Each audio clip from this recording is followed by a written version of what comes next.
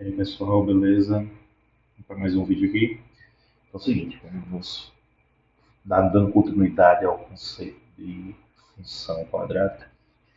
Vou fazer um vídeo por hoje, vou postar esses dois vídeos, uma playlist específica só de função quadrática. Nessa playlist vocês vão encontrar também lá o vídeo do comecinho. Né? No vídeo anterior a gente viu a definição de função quadrática. Vimos que ela tem os dois coeficientes, né? Recapitulando aqui, ó. Os três coeficientes, o A, B e o C, que são ditos também os parâmetros da função.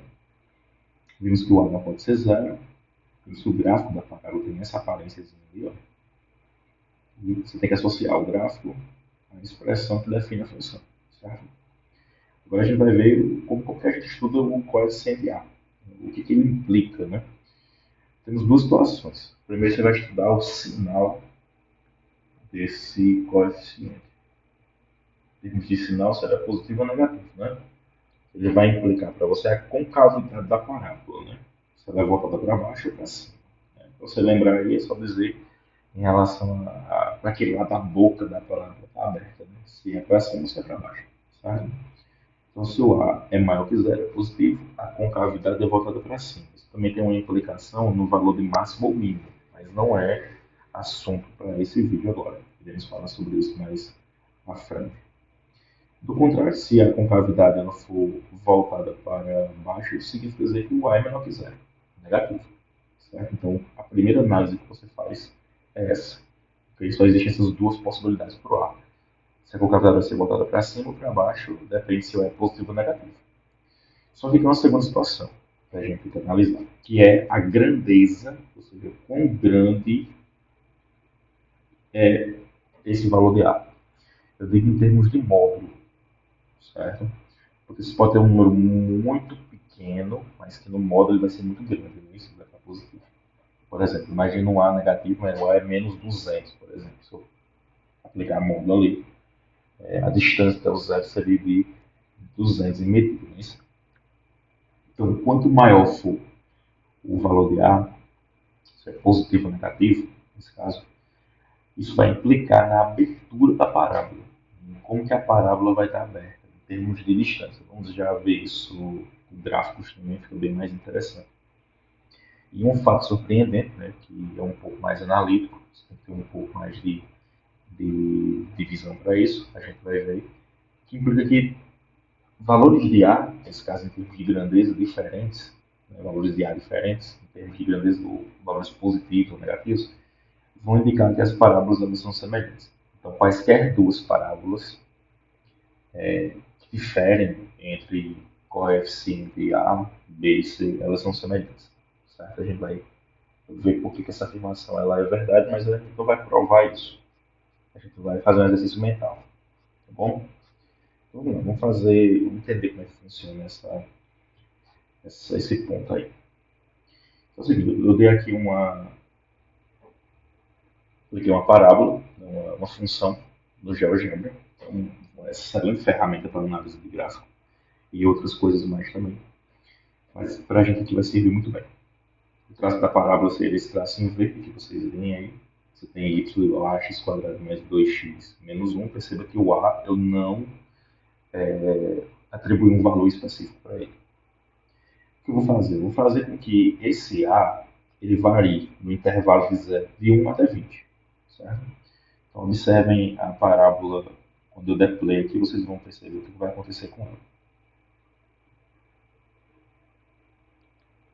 Se você perceber que ao passo que esse A aumenta, a parábola vai ficando cada vez mais estreita. Ao passo que ele retorna para 1, ela vai abrindo mais. É suficiente. Então perceberam esse detalhe? Ó. Se eu arrastar aqui, vocês vão ver também com mais detalhe. Está vendo que a parábola ela fica, nesse caso, cada vez mais afunilada, ela fica mais estreita em termos da distância entre as raízes. Isso implica realmente a distância entre as raízes. Elas vão aumentando. Ao passo que esse A vai ficando, nesse caso, maior ou menor, não é isso? Então, essa é a implicação. De modo que valores aqui de A, por exemplo, A igual a 5, por exemplo, a nossa parábola tem essa abertura. Só que essa abertura é a mesma coisa que ver esta parábola. Basta você pensar o seguinte: essa parábola que estava antes, que tem, no caso, A igual a 5, se eu tirar o zoom dela bastante, ó, você percebe que é como se eu estivesse vendo a parábola com um comprimento 20, com o zoom lá em cima dela. Então eu tenho uma semelhança entre as parábolas. Então, quaisquer duas parábolas, elas sempre serão semelhantes. Porque basta eu imaginar, fazer um exercício mental, um esforço mental, para entender que observar esse objeto, né, com o comprimento do ar igual a 5, como eu tenho feito antes, por exemplo, 4.9, 5, da mesma coisa, é como se eu estivesse vendo esse objeto com comprimento 20, só que com um zoom menor entre eles. É porque eu imaginaria que eu estaria, nesse caso, estendendo o gráfico da função mais para cima, para enxergar mais da função, ou então estaria limitando a função a uma certa região. Sempre vai ser uma parábola. Uma analogia interessante para isso é você imaginar o seguinte: se você está na superfície de um campo de futebol, você tem a sensação de que o campo passa para você que a Terra é plana. Tudo é plano ali.